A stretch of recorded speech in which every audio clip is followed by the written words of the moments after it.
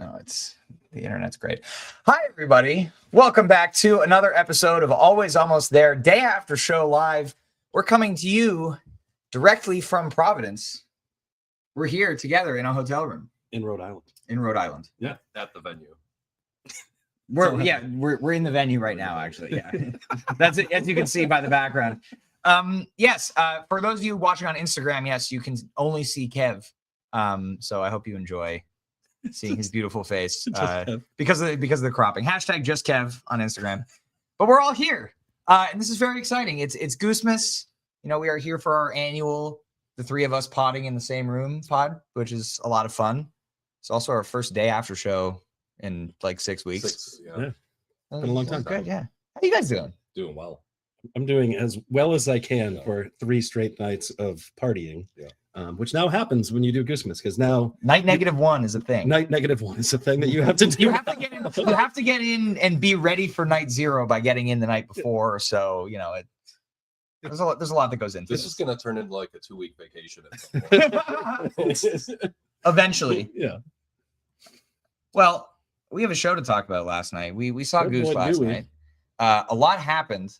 But let's talk about Neil. I know you have some sentimental attachment to this venue. Oh, do you want to talk about like some old-timey? Well, I mean, I think you were gonna bring it up at some point anyway, so you should tell the people why you have such an attachment to this venue. So 31 years ago, almost to the day, I came into this building with my cousin, who's here at the show, and my brother, who's here at the show today, to see Fish play the Providence Bowie. It was here. It all happened. I was just a child back then, roughly about your age now. No. In any case, yeah, man, I've seen a lot of excellent shows here. I was here for the 2 Island Tour shows, and then, some rather unremarkable shows after that. But in any case, some big hot ones in there. And so I love this building. I have a lot of history here. I love this town. It's not too far from where I live. So just living our best lives here. It's great. Great. Big hot ones. Big hot ones. It's big hot ones. That's the theme of today. Well, Goose. Night 1 of Goosemas last night. We knew Show Upon Time was a thing. Barnaby Glimpse, researching the goo, fine fields for hooching indeed. Yes. And there were several Mother's Milk samples last night. Cotter was having a fun time up there. Absolutely. But didn't really know what to expect going into the show last night, honestly. Nope. We could see some of the props walking in. We knew there was a theme around a tree with goo, and that's it. So purple, goo, and tree. I still have no idea what the hell is going on. No. But you know what I do know, Neil? What? Goose is good again. For those of you who missed our fall tour recap, you may have thought that we didn't like this band anymore. Oh, come on. I think we were. No, I know. We were kind. But after the somewhat inconsistent, shall we say, fall tour, last night felt like the band that we saw at the Man. Yeah. So like zoom out, big thoughts about this show. Yep.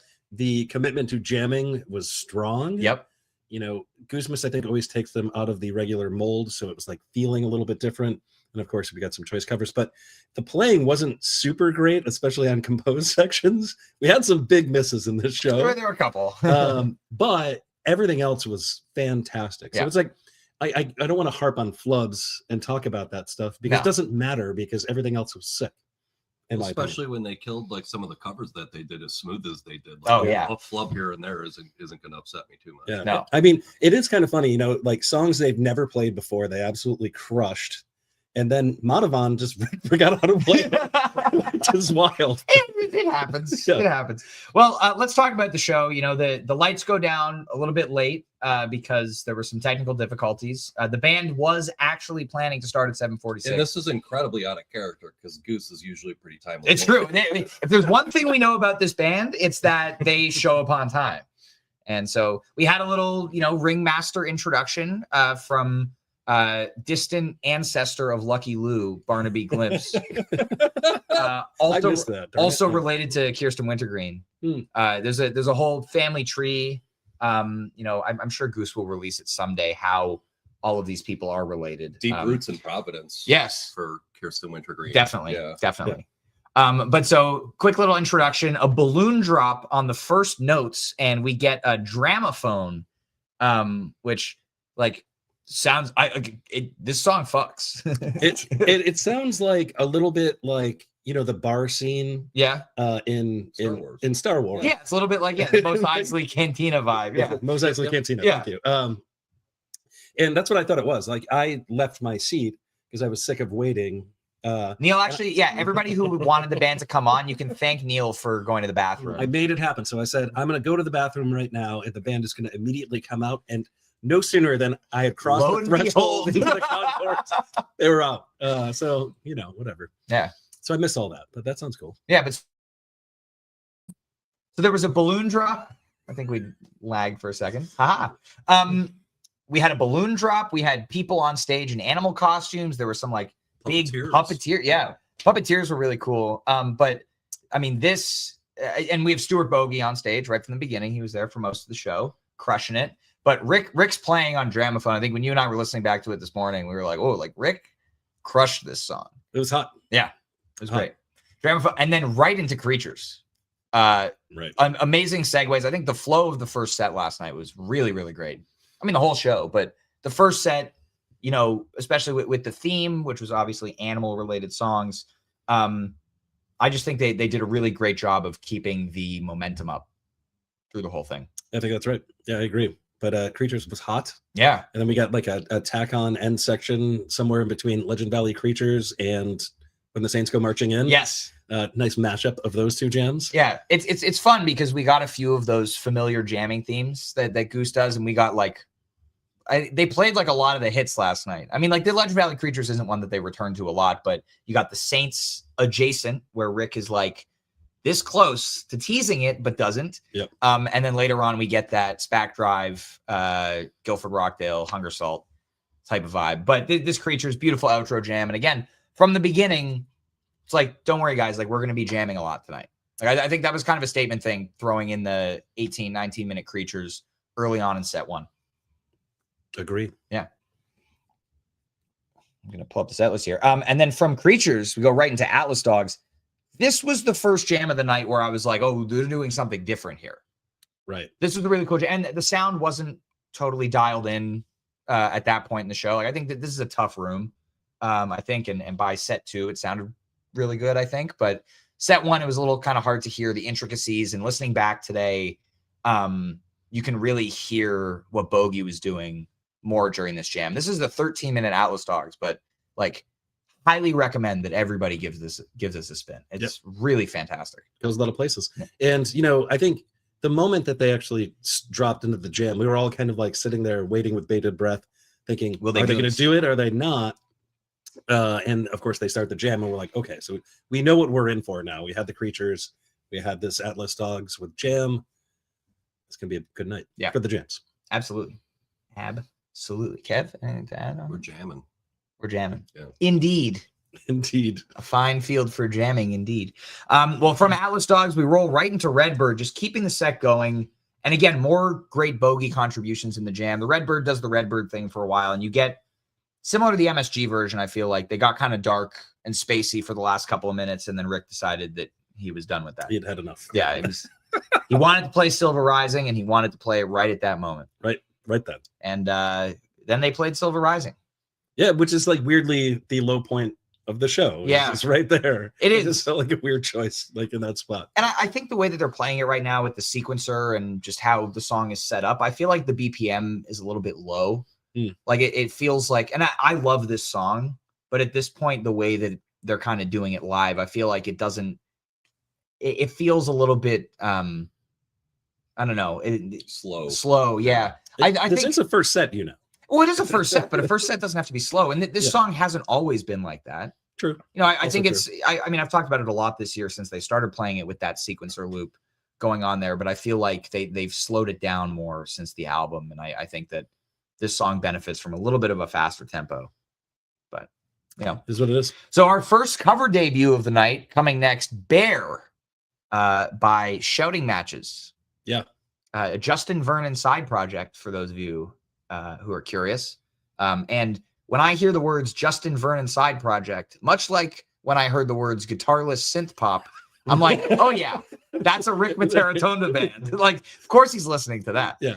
You know, like Rick came and it's like, we got to do this one. Yeah, And they're like, Justin "Wait, Vernon what?" deep cut. Yeah. I mean, but- this is a great song. It's a great song. It's weirdly like grunge rock. Yes. I thought it, like Yeah. I was joking at the time. I was like, is this Silverchair? Like, Yeah. but like it was good. And the slide guitar part is really cool. Really hard to hear that in the building, but on re-listen today it sounded really good. Shout out to D. James Goodwin on the stream mix. The stream Sounded mix is beautiful. phenomenal. I don't think it was like ever officially announced, but like we know because he told us that Yeah. he's doing it, which is great. Just for Goosemas. Yeah, special. And then slide right into Moby. I mean, you have the Moby DNA in Bear. And I feel like Bear also could jam in the future, but the way that they like kind of hung out in that groove a little bit before going right into Moby, and the way that like Rick started playing Moby, Peter got onto it, and then Trevor waited a little while before dropping the big like the synth effect, the Moby effect. Right. It was beautiful. Really good. And I mean, best version of Moby to date? I Yes. don't know. Because it actually had that. My complaint about Moby in the past has always been sometimes it feels just like shoehorned into the set and it doesn't feel natural. And the song itself has this ethereal vibe to it. It sounds like spontaneously made because it was, Yep. right? But when they played it live, most of the versions I've heard them play just sound like sterile. I don't know. I can't Interesting. explain it. Like it just sounds recreated. Last night didn't sound recreated. It sounded like it just kind of fit into the jam. Yeah. Well, I think this song is best when it segues out of something the way that it did last night, rather Right. than coming out of a hard stop, which I think Right. they do sometimes. Yeah, Right, and that's this exactly my song, point. like just in general, is a great song to listen to while you're eating a hot dog on the concourse. Like when you're like fueling up for those late first set, vibes going into that second set, but you want to beat the crowds to concessions. Let me tell you, we got to our seats last night before the show. Kev took one look directly in our sight line behind the stage. In the concessions was a sign for a hot dog place. And we get to our seat. Kev takes one look and goes, I'm going to be getting a hot dog at some point during tonight's show. It's like, I can't look at that for that long without. So yeah, Moby was the hot dog. Hot It's a hot dog song. And then after Moby, I think, the covers were sick. This was the highlight because this was the cover that I knew immediately. Pigs, 3 different ones by Pink Floyd. Absolutely crushed this cover. I got it on like the first note of the organ. Yeah. It was just like, and like everybody around me, like one guy like noticed. Right, There's like like the a few woman, people, like 2 yeah. people down, like then she noticed, and then everybody. Right, and then Rick played that first Like, guitar riff. yeah. Oh, but yeah, the trading of the vocals. I loved how Rick and Cotter, both took different parts of it. Peter on the clav on the B section was very nice. Yeah, I mean, I don't know what else to say other than it's sick. We all know the Bogey song. saxophone solo. That's what there is to say. Yeah, seriously. That was phenomenal. It seems like there's some, and again, I don't want to take us off the train of going back over the show here, but there's like some controversy over whether the horn playing was an addition or a subtraction from the music. I think, and I'm not usually one who's like, yeah, let's have horns up for the whole show. I think it benefited from it only being Bogey and not a full horn section. Right. Bogey has also done a lot of jamming with them before. He was at Luna Luna and spent 80 minutes straight just being in the middle of Goose improvisation. But I think that he was a great addition last night. I like that we got the big jam in set 2 without Bogey too. So it's like not everything has the saxophone on it, Yeah, I mean, there were times last night where I just wish he would assert himself Also more. that. We know he is an excellent player, right? But a lot of what he was doing was like complimentary. So Rick would play a thing and he would augment the thing that Rick was playing. What I'd like to see him do tonight, if we're so lucky to have him come back, is push the melody in certain sections and introduce musical ideas, which he was doing later on in the show. In Dripfield, the interplay was we'll talk about that Like, in a while. But like most of the show, I was just saying, like, come on, dude, just like give us something more, like don't just hold Rick up, challenge us with some things. And I think Rick also, when like he would cede a part of the jam to Bogey to lead for a while, and I was looking for Rick to also go back and forth. I think about Grippo when that came up, and he and Rick were going back and forth the whole time. And I think that happened, as you mentioned, Dripfield. It felt like they were finally clicking. So yeah, hopefully if Bogey's back tonight, which I mean, I'm assuming based on context that he's probably going to be there again tonight. Well, What's the theme for tonight, guys? Show up on time. Yeah, okay. Barnaby Glimpses show up on time. That's all we know. Maybe tonight will start at 7:46, but We'll see. it was only advertised as 7:46 on December 12th. So we'll see what happens later. Mhm. But yeah, that was Pig's 3 different ones. Amazing. And then, we all knew it was coming to close the set. The final 2025 animal does the 2025 animal thing. It does it well. It does it very it's well, good. like all the 2025 animals. Yeah. I chose that point to actually take in some of the things that were happening in the concourse. Yes. So for Animal the Song, I was outside playing blackjack, betting Goont stickers in hopes to win small Buddha figurines, and I lost. Yeah. And then the jam started, and I had to leave the blackjack table. But so for folks who weren't there, throughout the venue, there's like a little, I don't know, carnival sideshow blackjack thing. Yep. And really in depth, like it wasn't just an afterthought. Somebody put hours and hours and hours of work into having this blackjack table. They had 3 different actors there. It was really, really cool. Yeah. And it's a damn shame that they beat me. Yeah. Let's give while we're talking about the creative aspect of stuff, let's give a huge shout out to Will Thresher, who's the band's creative director, mastermind behind a lot of the execution and everything behind Goosemas every year. So incredible. And I like what they brought in this time. It feels like maybe not Bread and Puppet, but somebody associated with Bread and Puppet. But all the puppets they had brought out for the original or the first song, and then Bear. Yeah. Really look like Bread and puppets, which is the right kind of folks to bring in for that vibe, because the old Fish festivals, that's exactly what they did. Is they just hired Bread and Puppet artists to create that experience. So those folks know what they're doing. Right. And those puppeteers were not just amazing at operating the puppets, but I think someone else had mentioned it, but they were legit dancing in time to the music too, which I thought was really fucking cool. Yeah. The bear was high-fiving people too. Yeah. That was awesome. Being on the rail must have been cool for that. And then set break goes by. Oh, so this, by the way, the first set was an hour and 45 minutes long. So we're like, all right, this is Goosemas. They are going to play for a long time. And I am very on board with that. No worries about curfew last night. Right. And as I said to you, there's a direct correlation between 3-hour Goose shows and sick Goose shows. And we knew right at that moment that this was going to be at least 3 hours of music. Yeah. So 100%. Well, heading into the second set here, we start to get serious. Don't know what the theme was of the second set, other than really sick set of Goose. And I'm on board with that being the theme. Yeah.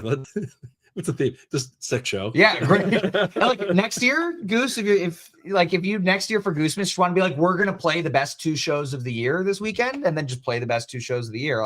I'm on board with that. Yeah. Folks from Milwaukee are just grimacing right now. Saying that, but, well, I mean next year, if they want to make the theme of Goosemas the best 2 shows of the year, and then just play the best 2 shows of the year. Fair. Like in Colorado or something like that. Yeah, exactly. or Wisconsin, apparently. Yeah. The way things are going this year. So set 2 comes out with So Ready. I think that's kind of recentering, set the table for what's to come. As we were saying in one of our group chats, this set can go one of 2 ways after So Ready. And then when they started playing Arrow, they doubled down on this set can go one of 2 ways. Very curious. We were nervous at this point. Right. No, So Ready was ending, and friend of the pod, Jeff Hill, and I were like, this set can go one of 2 ways now. And then at the same time, we both sent again once Arrow started. Amazing. This can go one of 2 ways. It went the way we had hoped. Oh, did it ever? Evil Goose. So evil, so grimy. God. I mean, there was a lot going on there. I think there were a lot of ideas percolating on stage. Rick goes to the talkback at one point in the jam and was like, great, we're done. Yep. Damn it. And then they just get even grimier and dirtier. Yeah. I think he went in the talkback and was like, hey, let's do some evil shit. Yeah. Let's get grimier. Let's get grimier and dirtier. Yeah. really, really get into the grime.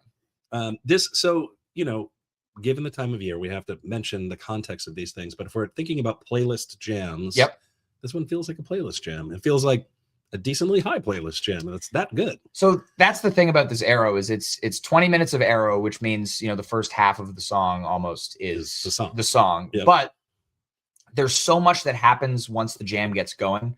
We've long said things like Arrow doesn't get good until minute 18, right? Which can sometimes happen. But they did not spend that much time in Arrow proper in this jam. They very quickly started to venture off the path. And then, as you said, just getting darker and darker and darker, and Bogey coming in with the sax, and, you know, Peter coming in with the synth. Peter was on fire last night. Yes. Like really playing it. And I'll talk about it more when we get to the Madhavan, you know, what he was doing in there. But the arrow, the very tasteful, like, synth washes, but there was a lot of piano from Peter last night. Not as much synth. Yeah, I mean, I feel like one of the things that we noticed on Fall Tour is that we were not getting as many of Peter's ideas as we historically have gotten. And last night, it felt like he had kind of gone back to his old self. Yeah. Less time at the synth, more time on the piano. And I think the result is the improv was better. Yeah. So. They also haven't toured in a long time. So Yeah. maybe there's some of that. Well, yeah, maybe, yeah, the, you know, couple months off. I've been working on some stuff, or, you know, thinking about things. But yeah, this arrow is absolutely spectacular. And then, you know, they come down out of the jam and they go into Burn the Witch by Radiohead. I didn't know this song. Some of you may be surprised to know that. But wow, this is awesome. And Bogey stealing the show here. I mean, Radiohead is a great fit for these guys. We know that. True Love Waits, Weird Fishes, like, they nailed these songs. Rick did a fantastic job on the vocals here, but Bogey's baritone saxophone work on this tune, so good. Incredible. It made me feel things in my special places. Yeah. Yeah. It was, I mean, Your feet? Yeah, my feet. Yeah. the growl from the baritone sax is so cool Oh, in my this. goodness. Really, really awesome stuff that he was doing there. This was one of the moments where I think the sound was a challenge in the room. Mhm. Rick was so reverbed up on the mic, which he's not on the recording. Yeah. But Rick was so reverbed up, I didn't even know what he was singing. I couldn't even parse out the words. So I know this song, and I didn't even realize that was what was being played. But I mean, the album that it's from is obscure. It's like late career Radiohead, but Rick really seems to like that one because that's the second tune off that album that he has covered. But yeah, I don't know, obscure is the wrong word. That's totally the wrong word, but it's not like the albums that everybody knows. It's right. not, you know, Not it's Kid A or yeah, exactly. There we go. And then Bogey walks off stage and they start playing Madhavan. Now, this is the year of Madhavan, as we already know. Aside from Westville and Boise, this is the year of Madhavan. They keep working on that song. It's going to be a viable jam vehicle. at Someday, some you know, they'll get there. They'll get there. Once Rick figures out how to do the intro, Yeah. Hey, it's gonna take He off. only whiffed one chord. It's so funny. It's just like kind of like a sad trombone song. You just like the chord is so flat. It's just like perfectly flat in the moment, just to sound just like. But man, but this jam, you know, they start going, and obviously, like, you know, it's going to be good. Again, it's like it's the last. These are the last versions of these songs they're playing this year. You know, the next shows aren't until April, sadly, or end of March. Jam in the streets, but this is like a very nice capstone to the year. And this is, again, I feel like we see at the end of every year, or I guess the last 2 years, like Goosemas last year, we kind of saw them really kind of expand what they were doing in terms of jamming. And there's this really cool moment early on in the Madhavan where they're still in that like free space. Cotter is just starting to collect everyone together to kind of, you know, start moving the jam forward. And there's this brief moment of conversation between Rick, Peter, and Trevor that was so cool to me on re-listen, because you don't get a lot of times where they're just kind of floating in space like that, and all three of them just kind of hook up on one thing and kind of throw melody back and forth just for a few seconds like that. And that stuck out to me on re-listen this morning as something that was really, really cool. Yeah, you know, it's funny. It has all the elements of jams of the past. So like you get a little bit of that Spectre Drive vibe. Yep. You get a little bit of like the Legend Valley Madhavan vibe with the start. Yeah, that was really cool though. That was really cool. Like, and I feel like sometimes jams like that, I don't think Goose usually does that, but like, you know, Rick might go in the talk back and be like, you know, do a stop start thing, which he didn't last night. That felt like completely organic. Yeah, well, it was really organic, and it happened so fast. Like Rick kind of started playing around with that idea, and so quickly, all three of the other guys were right on it. Yep. And it was like on a dime stop start, you know, not just like mellow hard, like it was stop. It was great. Yeah.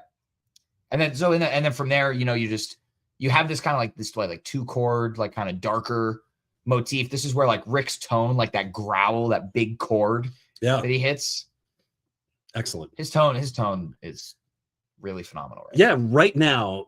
So that bears mentioning specifically on this podcast. His tone right now sounds so good. So there were a few times last night where I was like, that is what he's always wanted to sound like. I think like he's creeping closer and closer to that sound he's been looking for. Well, I mean, the peak of this Madhavan, the second half, that like SPAC drive-ish kind of jam where they're just soaring and Rick is just like on fire. Yep. Like crystal clear sustain, really, really incredible. This is a maybe top 20 jam, I think. Maybe.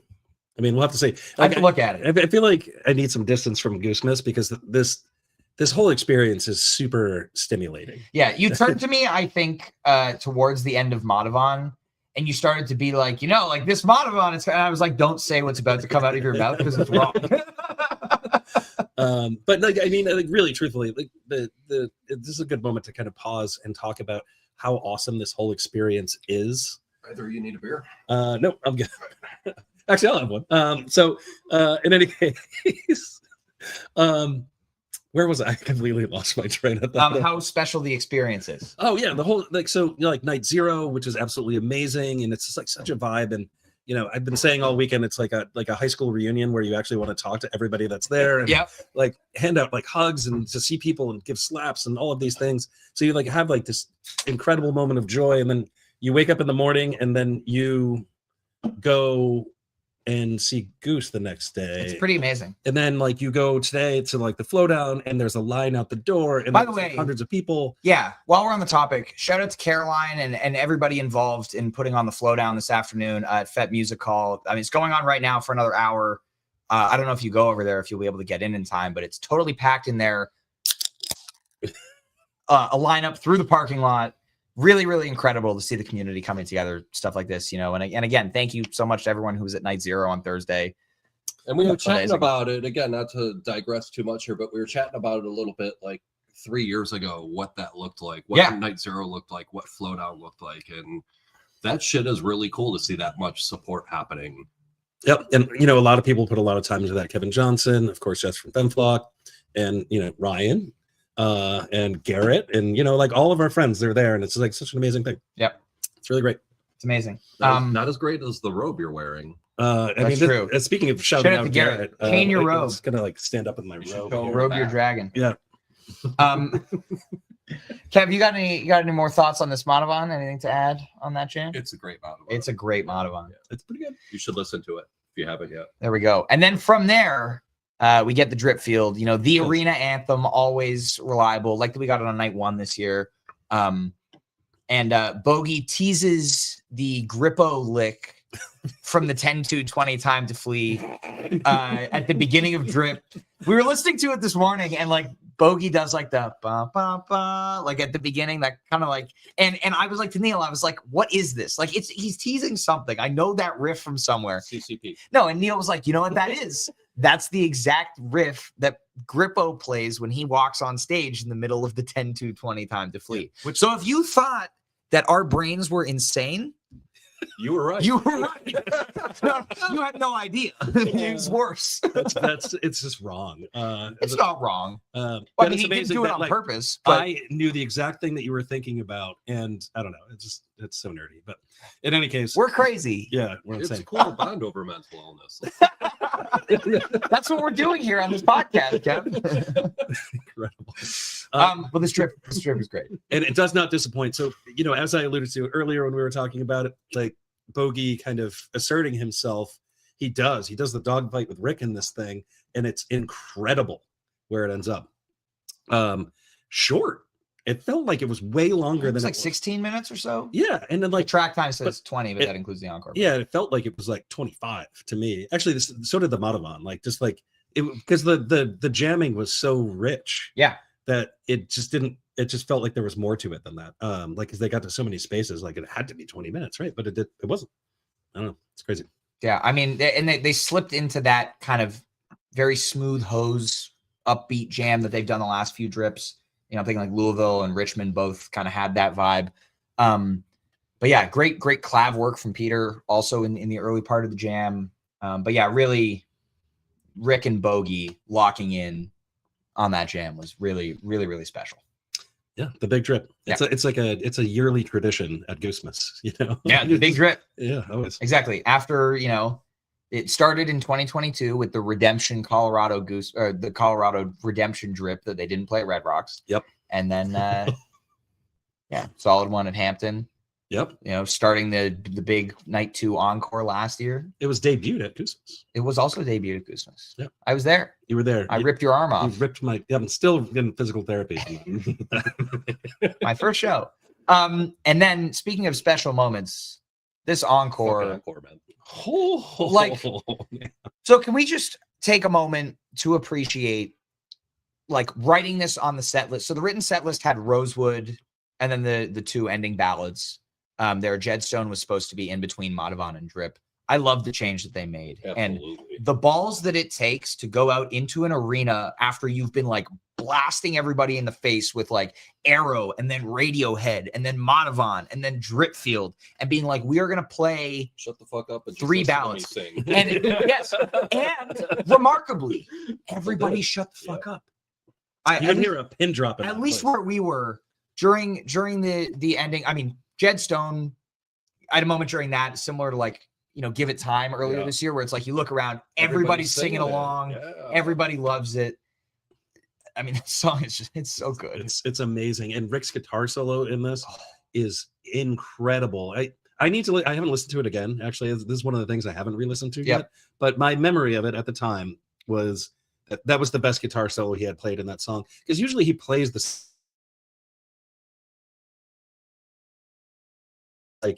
Jedstone's from 10 years ago. Same guitar solo. Yeah. It's nuts. He still plays the same one. But this one, there was a whole lot more to it, I think.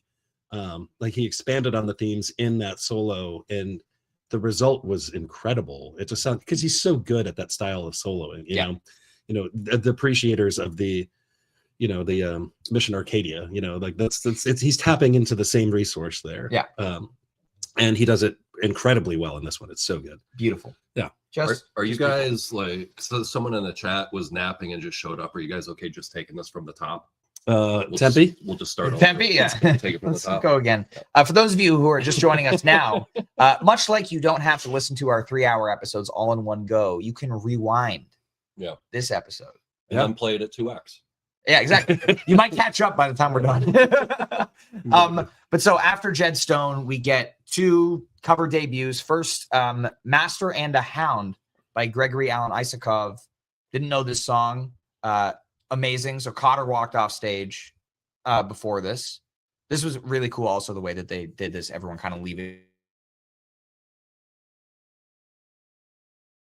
right into Sugar Mountain by Neil Young with just Rick and Peter, and then eventually just Rick. And that was fucking gorgeous. Wow.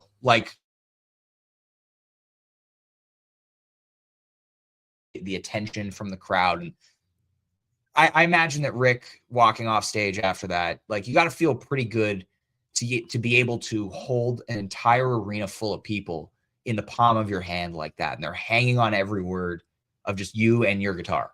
I mean, it was a special moment. I think sometimes you're at a show and you're a lot of times I'm at a show and I'm that was one of the best things I've ever seen, but every once in a while you're actually right about that. And so, but my point is, when you experience something like that, that this is something people are going to talk about for a long time.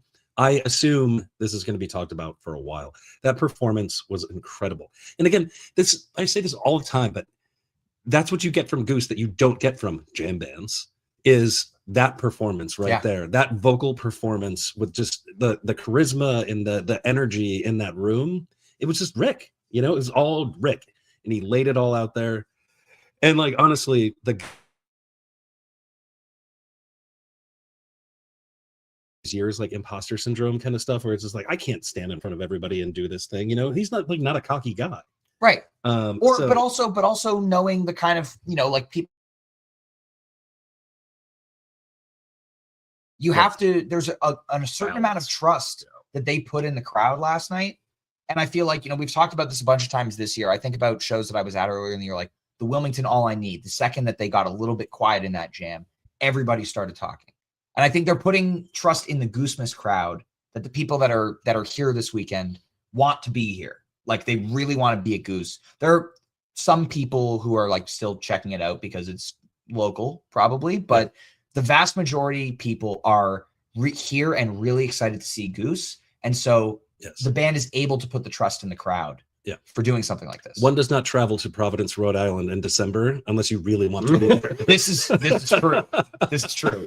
Really, playing it here is like, who really wants to be at Goosemas? Like, so I was at Olneyville getting hot wieners today, and they were delicious. And if you're in Rhode Island for Goosemas, go get some hot wieners. They're awesome, local delicacy. But convinced the guy who was serving us hot wieners to go to the show today.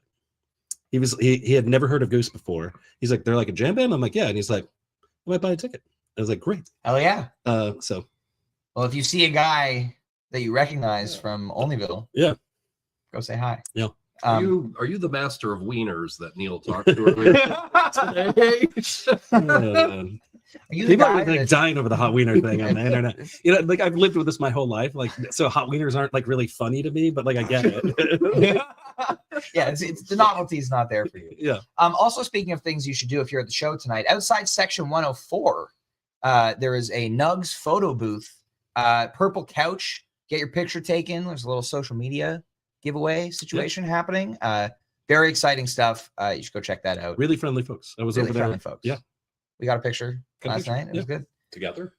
We did one together, and then we did one without me, so Neil can enter the contest because I'm not eligible to enter said contest.